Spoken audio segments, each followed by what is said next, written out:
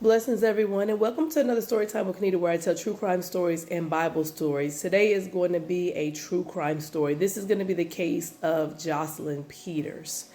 Now, this is a cautionary tale as old as time, is when a man or woman is married and they say they are leaving their spouse, they are still married.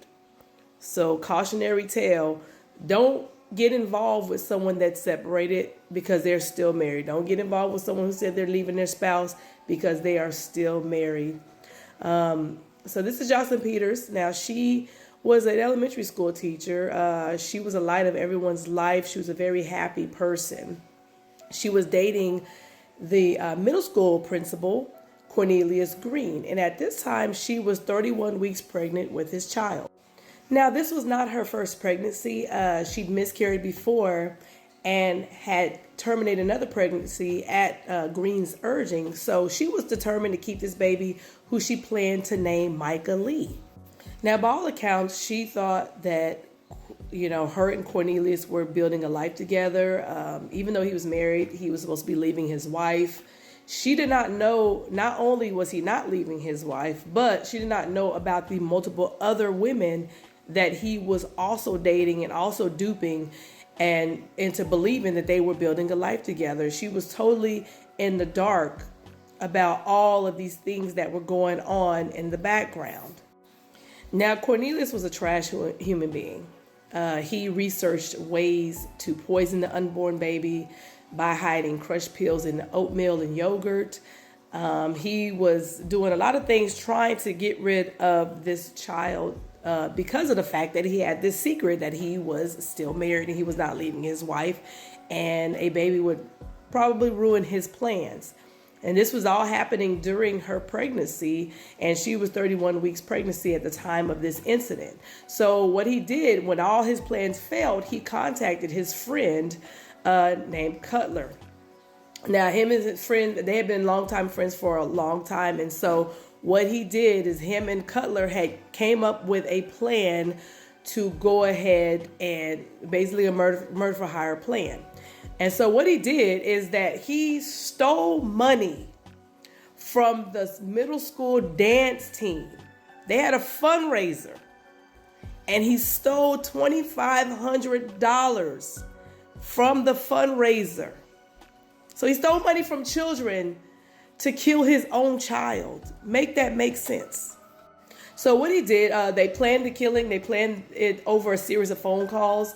And so on March the 7th of 2016, Green had sent Cutler, his friend, a package with $2,500 in cash. And then 2 weeks later, on March 21st, Cutler arrived in St. Louis. Now, at that time, what happened, Green took a trip to Chicago so that he can establish an alibi.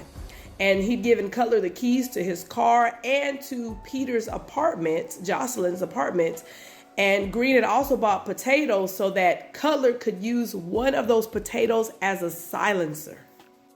What is so sad is that there was surveillance of of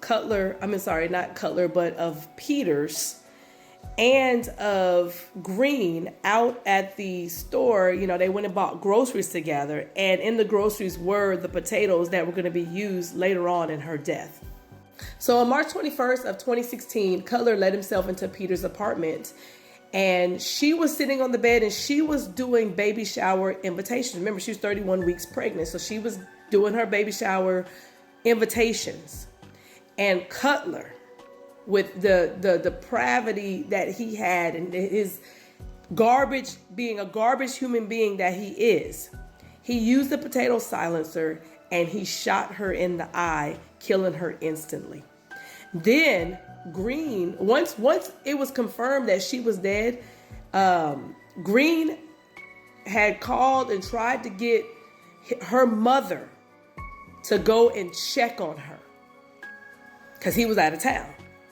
That's how disgusting these human beings were. Like, he asked her mother to go and find Jocelyn's body, knowing that she was dead.